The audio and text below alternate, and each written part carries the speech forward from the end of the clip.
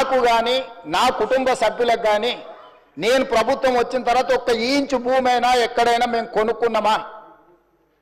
అది future city కాదు, 4 brother city అని, 4 crore brother and sisters city అధ్యక్ష. 4 కోట్ల తెలంగాణ సోదరులు సోదరీమణుల యొక్క సిటీ అధ్యక్ష. That is our future. ఆనాడు చంద్రబాబు నాయుడు గారు మొదలుపెట్టిన సైబరాబాద్ డెవలప్మెంట్ అథారిటీని రాజశేఖర రెడ్డి గారు కొనసాగించి, రాజశేఖర రెడ్డి గారు రాజకీయ కక్షాపూరితమైన ఆలోచనలు చెయ్యొద్దు, అభివృద్ధిలో ఎవరు మొదలుపెట్టినా దాన్ని కొనసాగించాలని రాజశేఖర రెడ్డి గారు నిర్ణయం తీసుకొని చంద్రబాబు నాయుడు గారు 200 ఫీట్లతో మొదలుపెట్టిన ఔటర్ రింగ్ రోడ్డును 500 ఫీట్లకు పెంచడమే కాదు, ఆనాడు పెద్దలు దేవేందర్ గౌడ్ గారు శంషాబాద్లో మొదలుపెట్టిన అంతర్జాతీయ ఎయిర్పోర్టు ప్రతిపాదనను రాజశేఖర రెడ్డి గారు కొనసాగించుండు. రాజశేఖర రెడ్డి గారు ఆనాడు ఐటీ కానీ ఫార్మా కానీ నేదురుమల్లి జనార్దన్ రెడ్డి గారు మొదలుపెట్టిన hi-tech city foundation, Rajiv Gandhi గారిని ఆదర్శంగా తీసుకొని మొదలుపెట్టిన హైటెక్ సిటీని చంద్రబాబు నాయుడు గారు కొనసాగించారు.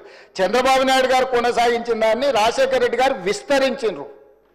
ఏ రోజు కూడా కక్షాపూరితమైన ఆలోచనలతోని మేము వివరించలేదు అధ్యక్ష.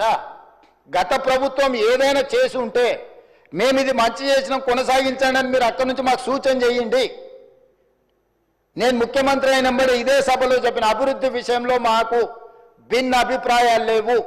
గత ప్రభుత్వం ఏదైనా మంచి చేసి ఉంటే ఆ మంచిని కొనసాగిస్తామని ఇక్కడి నుంచే నేను స్పష్టంగా చెప్పిన. మీ సుదీర్ఘమైన అనుభవాన్ని ఉపయోగించి రాష్ట్ర ప్రభుత్వానికి సూచన చేయండి. ప్రతిదీ అడ్డుకునే ఆలోచన, ప్రతిదీ ఎట్లా చెడగొట్టాలనే ఒక కుట్ర, ఇది ఏ రకంగా మంచిది? ఈరోజు కామారెడ్డి దగ్గర ఒక రాకెట్ ధ్రువన అంటే ఇస్రో గవర్నమెంట్ ఆఫ్ ఇండియాలో ఇస్రోలో జరిగే రీసెర్చ్ ప్రైవేట్లో ఈరోజు చేస్తాం. కామారెడ్డి దగ్గర మాకు ల్యాండ్ కావాలని అంటే ఒక దేశానికి సంబంధించి ప్రపంచంతోనే పోటీ పడే రాకెట్ సైన్స్ తయారు చేసే వాళ్ళకి మేము కామారెడ్డిలో ఉన్న ఎమ్మెల్యే ఎవరు అధ్యక్ష? ప్రతిపక్షానికి సంబంధించిన ఎమ్మెల్యే. అంత మంచి సంస్థను అక్కడికి పంపించాలని ఎందుకు అనుకుంటున్నాం అధ్యక్ష? మాకేముంటుంది అధ్యక్ష? తెలంగాణ మొత్తం మాదే అధ్యక్ష.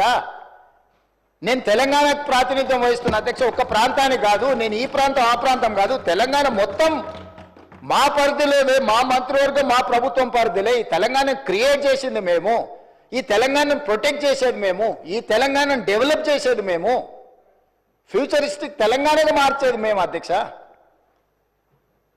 ఈరోజు ఎక్కడ చూసినా అక్కడ లేక్స్ రాక్స్ లేకపోతే ఏమో ఉన్నాయి అధ్యక్ష. నిజ నిర్ధారణ కమిటీ మీరు వేసుకోండి అధ్యక్ష. మీరు ఆదేశాలు ఇస్తే మాకేమో అభ్యంతరం లేదు. ఎమ్మెల్యేలు అందరినీ ఒక ట్రిప్ తీసుకెళ్లి చూపిద్దాం అధ్యక్ష. అక్కడ జరుగుతున్న అభివృద్ధి ఏంది, మేము చేస్తున్నది ఏంది, లేకపోతే పవర్ పాయింట్ ప్రజెంటేషన్ తమరు అనుమతిస్తే సభలు కానీ లేకపోతే కమిటీ హాల్లో చూపిస్తాం అధ్యక్ష. అన్ని ఓపెన్ బిడ్డింగ్లో మేము అమ్మదలుచుకున్నాం అధ్యక్ష. పెట్టుబడులను ఆకర్షించాలని ఇవాళ అసెంబ్లీ జరుగుతున్నా కూడా అంతర్జాతీయ సంస్థలతో ఈరోజు నేను మా శ్రీధర్ బాబు గారు మీటింగ్ ఏర్పాటు చేసి ఆ మీటింగ్ను ఈరోజు వాళ్ళతో పెట్టుబడులను మాట్లాడి వచ్చినాం అధ్యక్ష. ప్రపంచంలోనే పెద్ద పెద్ద పరిశ్రమలు తెలంగాణ వైపు హైదరాబాద్ వైపు చూస్తుంటే మీరు చేయలేని పనులను కూడా ఈరోజు ఎలివేటెడ్ కారిడార్ కంటోన్మెంట్లో మీరు 10 ఏళ్ళు తిప్పలవడం అన్నారు, రాలేదు. అంతకంటే ముందు 10 ఏళ్ళు రాజశేఖర రెడ్డి గారు కూడా ప్రయత్నం చేసి రాలేదు. నేను వచ్చిన 10 నెలల కేంద్ర ప్రభుత్వం నుంచి నేను సాధించిన అధ్యక్ష. పూడూరులో నిర్వహించిన లో ఫ్రీక్వెన్సీ నావీ రాడార్ స్టేషన్ మీరు కూడా వచ్చారు కదా అధ్యక్ష. అది 9 ఏళ్ళు మీరు కేవలం రాజకీయ కక్షలతో ఆపి పెడితే దేశ భద్రతకు సంబంధించింది అధ్యక్ష. అది ఏ ప్రైవేట్ ఇండస్ట్రీ ఎవరి పెట్టుబడిదారు కప్పజెప్పేది కాదు. సముద్రంలో దేశం మీద దాడి చేయడానికి వచ్చే శత్రువులను కనిపెట్టడానికి మన తెలంగాణలో మన భూభాగం మీద వికారాబాద్లో తమరు నియోజకవర్గంలో పని మొదలు పెడతామంటే 9 ఏళ్ళు మీరు ఆ భూమిని కాంపెన్సేషన్ తీసుకొని కేంద్ర ప్రభుత్వం నుంచి నష్టపరిహారం తీసుకొని భూసేకరణలో భాగంగా కేవలం మీరు పర్సనల్గా ఏదో ఎజెండా తీసుకొని వెళ్తే కేంద్ర ప్రభుత్వం దానికి అనుకూలంగా వ్యవహరించలేదు అని ఒక కారణం చేత పెండింగ్ పెడితే నేను వస్తేనే నేను దాన్ని క్లియర్ చేసిన. ఆర్సీఐ అక్బరుద్దీన్ ఓవైసీ గారి కాన్స్టిట్యున్సీలు ఉంటాయి, దేశ భద్రత కోసము ఉండే సంస్థ. మీరు లీజ్ రెన్యువల్ చేయలే. గవర్నమెంట్ ఆఫ్ ఇండియా దేశ భద్రత కోసం ఉన్న భద్రతా బలగాలకు సంబంధించిన వాటిని తెలంగాణ రాష్ట్ర ప్రభుత్వం 2700 ఎకరాల ల్యాండ్ లీజ్ రెన్యువల్ చేయకుండా గత ప్రభుత్వం మీరు ఆపిపెడితే నేను ఇమ్మీడియట్గా కేంద్ర ప్రభుత్వానికి లీజ్ రెన్యువల్ చేసిన అధ్యక్ష.